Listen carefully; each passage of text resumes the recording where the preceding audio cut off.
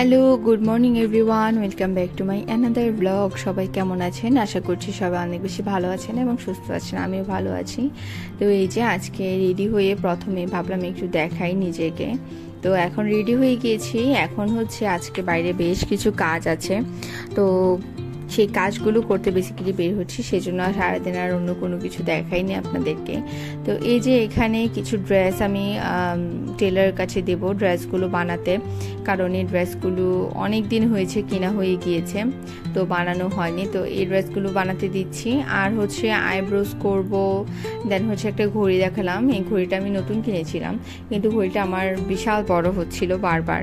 2-3বারই কমিয়েছি, 2-3বারই বড়ই হচ্ছিল, কিন্তু আজকে হচ্ছে আবার কমাতে হবে।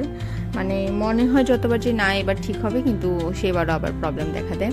তো ভাবলাম সব কিছু ঠিকঠাক করিয়ে আনি বাইরে গিয়ে, যেহেতু অনেক কাজ জমে আছে। তো সব কিছু কাজটা কমপ্লিট করে তারপর হচ্ছে বাসায় আসবো। তো সেরকমই হচ্ছে বেরিয়ে গেলাম। আর এখানে যে রিক্সায় বসে আছি জ্যামের মধ্যে, এটা হচ্ছে কুমিল্লার পুবালি চত্বরে বসেছিলাম। তারপর হচ্ছে ডিরেক্ট চলে এসেছি নিউ মার্কেটে। এখানে ড্রেস অর্ডার করব, ড্রেসগুলো বানাতে দিচ্ছি আর কি। তো এখানে এসেও দেখলাম অনেক হার সার। এগুলো ছাড়াও আমার একটু জুয়েলারি শপে কাজ ছিল, জুয়েলারি শপে গিয়েছিলাম। তারপর হচ্ছে ঘড়িটা ছোট করলাম, কিন্তু আমার সেগুলো কিছুই দেখাতে পারিনি। সব কিছু কমপ্লিট করে তারপর রিক্সা উঠে গেলাম। এখানে দেখেন মোটামুটি সন্ধ্যা হয়ে যাচ্ছে।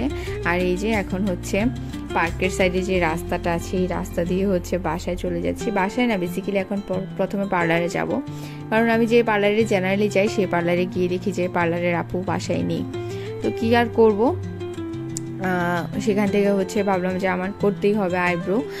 অনেক দিন হয়ে গিয়েছে, খুবই বাজে লাগছে দেখতে নিজের কাছে। তো সেই মতো হচ্ছে বাসার পাশে আরেকটা পার্লার আছে, সেই পার্লারে গিয়েছিলাম আর কি। তো এই যে এখানে করেছি মোটামুটি, বাট আমার খুব বেশি যে পছন্দ হয়েছে তা না। আমার অন্যান্য যত পার্লারই করি সেরকমভাবে আমার পছন্দ হয় না, বাট আমি যে আপুর কাছে যাই ওনার আইব্রো করাটা আমার বেশি পছন্দ হয়।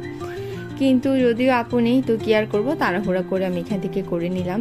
আর বাসায় এসে আপনাদেরকে একটু দেখালাম। দেখেন আমার আইব্রো কেমন হয়েছে, সবাই কমেন্ট করে জানাবেন। যদিও এটা তেমন কিছু না যে এটা একদম দেখাতে হবে বা এরকম কোনো কিছু, তারপরও আমার হচ্ছে কয়েকজন পরিচিত মানুষ আমাকে সবসময় বলে যে তোমার আইব্রোগুলো খুবই সুন্দর, কারণ হচ্ছে আমরা এক্সটেনশন করি তারপর হচ্ছে আমাদের আইব্রো দেখা যায়, বাট এমনিতেই ন্যাচারালি তোমার আইব্রোগুলো অনেক মানে ঘন আর কি, অনেকে থাকে পাতলা, তো সেটাই আর কি, সেটা বলে।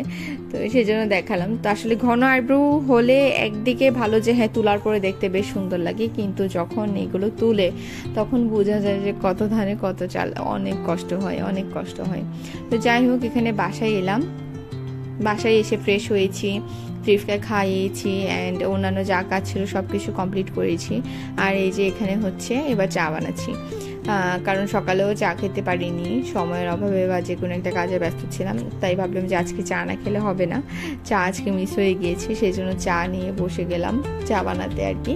তো আসলে আমি যতবারই চা খাই না কেন পাপাকে ততবারই চা দিই, কারণ পাপাকে যদি আমি 20-12 চা দিই দিনে, না বলবে না, মুখে মুখে বলবে ঠিকই, কিন্তু ঠিকই পছন্দ করে খেতে। তো সেই জন্য হচ্ছে একসাথে পাপার জন্য চা বানিয়ে নিচ্ছি। আর এখানে হচ্ছে চায়ের কাপে প্রথমে দুধ আর চিনি দিয়ে দিলাম, আর ওদিকে হচ্ছে চুলায় অলরেডি চা দিয়েছি, চাগুলো ফুটছে। আর এই যে এগুলো করতে করতে আমার ছেলে চলে এসেছে। এই যে দেখেন আমার ওনা টেনে ধরে আছে মানে ওকে টাইম দেওয়ার জন্য।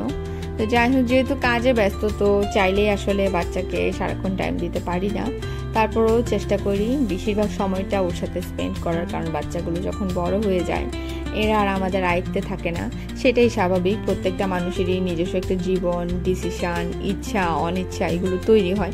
আমার বাচ্চা যখন বড় হয়ে যাবে তারও তৈরি হবে। সো তখন যদি আমি চাই ওকে কুলে বসিয়ে রাখতে, সেটা তো সম্ভব হবে না। তাই যতদিন কুলে রাখার ততদিন কুলে রেখে যতটুকু আদর করা সম্ভব, যতটুকু মন ভরানো সম্ভব, যতটুকু সাথে টাইম স্পেন্ড করা সম্ভব ততটুকুই করে নিচ্ছি। আর এই যে সে তো খুবই পছন্দ করে রান্নাবান্না করলে, সব সময় রান্নাবান্নার সময় মার কাছে গিয়ে দাঁড়িয়ে থাকে, নয়তো উঠে দাঁড়িয়ে থাকে রান্নাবান্না দেখার জন্য। আর এই হচ্ছে বিষয়। আর এই যে চা বসিয়ে দিলাম, এখানে চাটা দেখছে জিভ, এই যে দেখেন নেন্টু বুড়া, ওকে ড্রেস পরানো যায় না, বেশি গরম গরম করে শুধু। তো যাই হোক, এখানে আমার চা হয়ে গিয়েছে, ওকে দিয়ে এসে আমি চাটাও কাপে ঢেলে নিচ্ছি। আর তারপর হচ্ছে বিস্কিটসও নিয়ে নেবো, ভাবলাম যে চা আর বিস্কিট নিয়ে একসাথে পড়তে বসে যাই।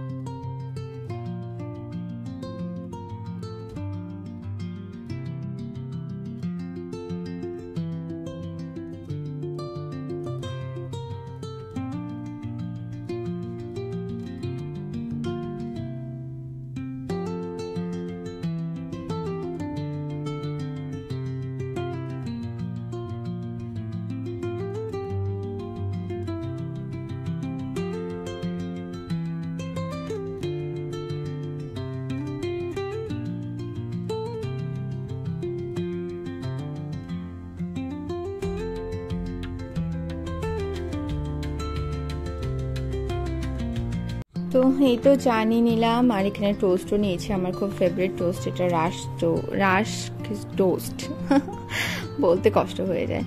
আর এই যে মা হচ্ছে মেলা থেকে লবণদানিটা এনেছে, খুব সুন্দর হয়েছে লবণদানিটা, আমার খুব পছন্দ হয়েছে।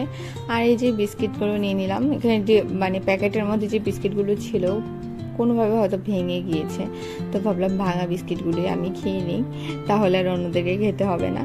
তো এই যে তারপর 4 বিস্কিট নিয়ে আমি পড়ার টেবিলে বসে গিয়েছি। আর এই যে দেখেন আমার গুণধর পুত্র সুপুত্র মায়ের কপাল থেকে টিপ খুলে নিয়ে নিজের কপালে লাগিয়ে দিয়েছে, আর কি উল্টাপাল্টা ভাবে লাগিয়েছে।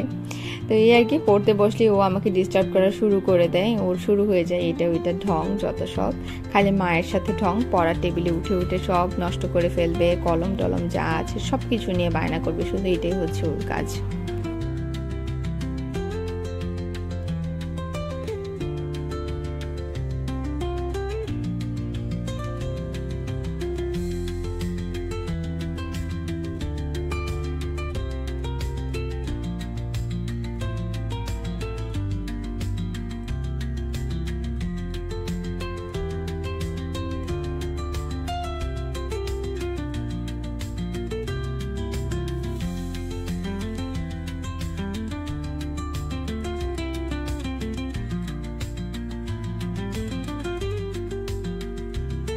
তো এই তো আমার আজকের ব্লগ এই পর্যন্তই ছিল। সবাই ভালো থাকবেন, সুস্থ থাকবেন, এবং অবশ্যই কমেন্ট করে জানাবেন আমার ব্লগটা কেমন হয়েছে। যদি ভালো লেগে থাকে তাহলে অবশ্যই আমার চ্যানেলে সাবস্ক্রাইব করে বেল আইকনে প্রেস করে দিবেন এবং আমার পাশেই থাকবেন। দেখা হচ্ছে নেক্সট ব্লগে অ্যান্ড লাইভে। Till then tata.